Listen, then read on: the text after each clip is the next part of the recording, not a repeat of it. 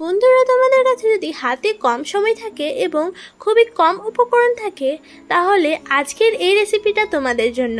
Hello viewers, তোমরা সবাই কেমন আছো? আশা করছি তোমরা সবাই ভালো আছো। তোমাদেরকে খুশবু কিচেনে স্বাগত। আজ আমি একটা এমন রেসিপি নিয়ে হাজির হয়েছি যেটা হচ্ছে একটা ডিম আর একটা সিদ্ধ আলু থাকলেই যথেষ্ট।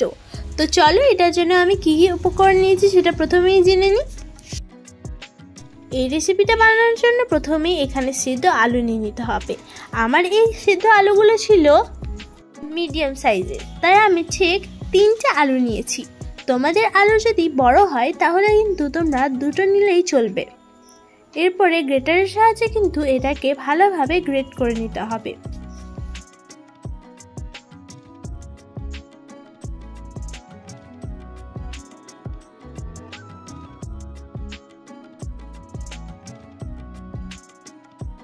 ভালোভাবে সবগুলোকে গ্রেট করে নিয়েছি।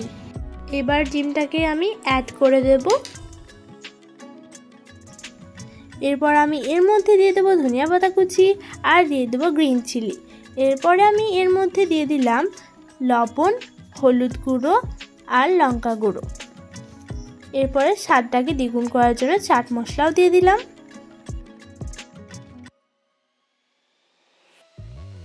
সব উপকরণ হাতে করে ভালোভাবে মিক্স করে নিলাম। আর আমি এর মধ্যে 1 কাপ পরিমাণ দিয়ে দিয়েছি ময়দা।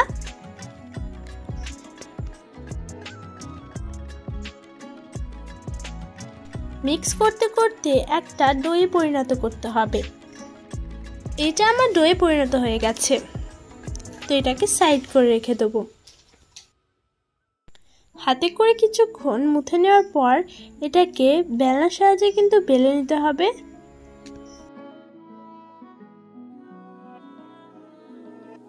তাই এখন ঠিক মোটা করে আমি এটাকে বেলে নেব।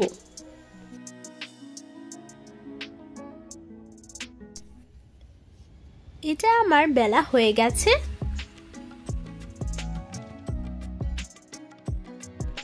এরপর একটা ছুরির সাহায্যে এটাকে কেটে নেব।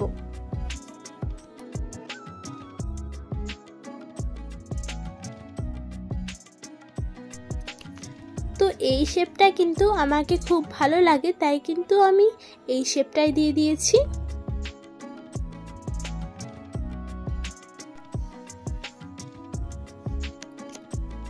সবগুলোকে সেম প্রসেসে আমি কেটে নিয়েছি।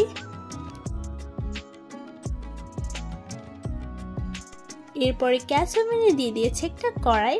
এরপর আমি এর মধ্যে দিয়ে দিলাম তেল।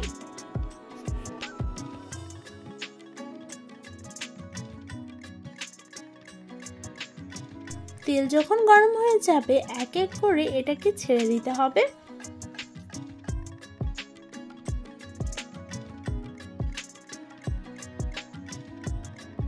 দেন কিছু সময় এটা উল্টে পাল্টে ভেজে নিতে হবে।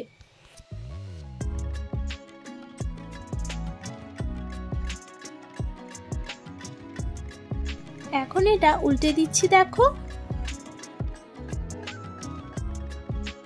উল্টে পাল্টে লাল লাল করে আমার ভাজা হয়ে গেছে।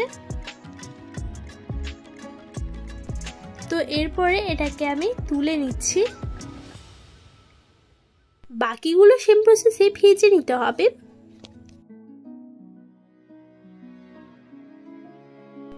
ভাজা হয়ে গেলে এক এক করে তেল ঝরিয়ে তুলে নিতে হবে। এটা হয়ে গেল আমার শেষ স্ন্যাক্সটা, যেটাকে আমি তেল ঝরিয়ে তুলে নিলাম। তো তারপর রেডি হয়ে গেল আমাদের এই স্ন্যাক্সটা, যেটা খেতে হয়েছিল দুর্দান্ত। আশা করছি তোমাদেরকে আজকের এই রেসিপিটা কিন্তু খুবই ভালো লেগেছে। যদি ভালো লেগে থাকে তাহলে ভিডিওটাকে একটা লাইক করে দেবে, কমেন্ট করে দেবে এবং পাশে দেখো একটা সাবস্ক্রাইবারের বাটন আছে, সেটা অবশ্যই ক্লিক করে দেবে। বেল আইকনটা অবশ্যই ক্লিক করতে ভুলবে না নিত্য নতুন ভিডিও সর্বপ্রথম পাওয়ার জন্য।